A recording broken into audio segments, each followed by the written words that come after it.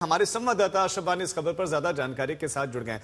अशरफ, ना आवाज सुनाई दी, ना चेहरा दिखाई दिया, बस एक संदेश पढ़ा गया। इस संदेश का पढ़ा जाना, इसके मायने क्या? क्योंकि अगर शक्ल दिखती है, सामने आते तो उसका इंपैक्ट बहुत ज्यादा होता, लेकिन सवाल तो अब भी बने हुए हैं।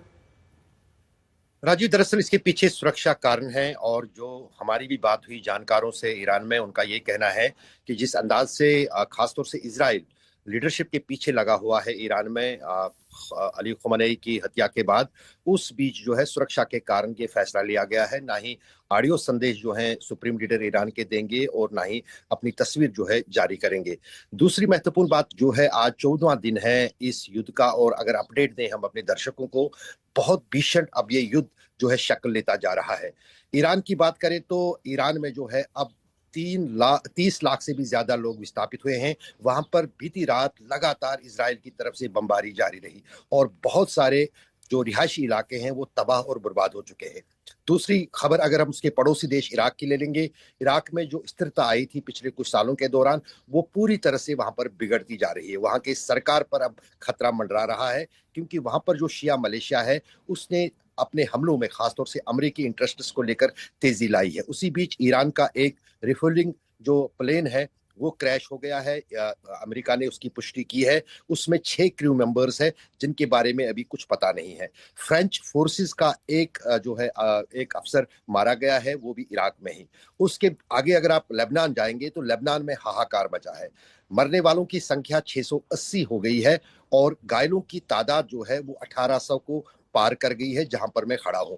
बीती रात पूरी रात पूरा लेबनान है। चूंकि फ्रांस के राष्ट्रपति इमैनुअल मैक्रों का भी एक संदेश आया था, हिजबुल्लाह को सरेंडर करने के लिए भी कहा था, लेकिन नेतन्याहू को भी कहा था कि भाई आप भी अटैक ना करें। क्या इसका इंपैक्ट दिख रहा है?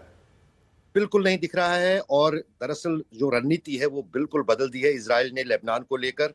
यहाँ की सरकार को भी अब कहीं ना कहीं खतरा लग रहा है क्योंकि करीब जो दक्षिणी लेबनान है वहां पर पहले लेतानी रिवर तक इलाके को खाली करने के लिए इजरायली सेना ने लेबनान में लोगों को कहा था, वो खाली हो गया।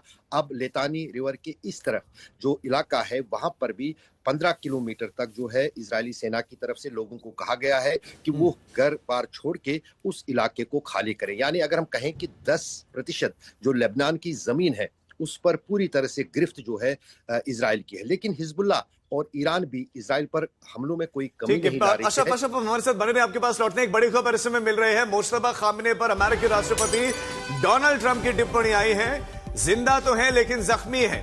मुश्तबा खामने पर अमेरिकी राष्ट्रपति डोनाल्ड ट्रंप ने यह टिप्पणी की है, उनकी तरफ से यह बयान आया है और मुश्तबा खामने अभी जिंदा है, डोनाल्ड ट्रंप ने इसको कहा है। तो पहले उनके जिंदा होने पर भी सवाल उठाए जा रहे थे, संदेह की निगाह से देखा जा रहा था। अब डोनाल्ड ट्रंप खुद कह रहे हैं इस बात को कि नहीं, वो जिंदा है लेकिन वो जख्मी है।